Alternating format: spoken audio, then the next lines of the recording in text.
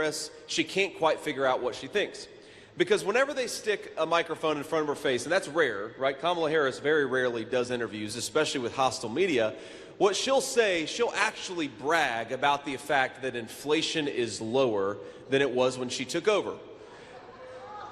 Now, that's a bald-faced lie, and I'd ask anybody, think about the fact that Kamala Harris, anybody watching, think about the fact that Kamala Harris is bragging about inflation being lower. When you go to the grocery, does inflation feel like it's lower? No. Are American houses actually affordable for American citizens? No.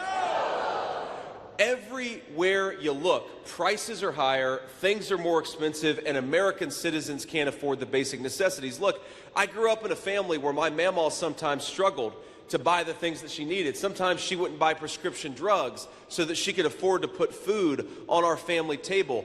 I know what it's like when Washington leaders fail to do their job. And so Kamala Harris, instead of running a victory lap over your own policy failures, why don't you get out there and talk to the American people and tell them how you're actually going to fix this terrible inflation problem caused by your policies.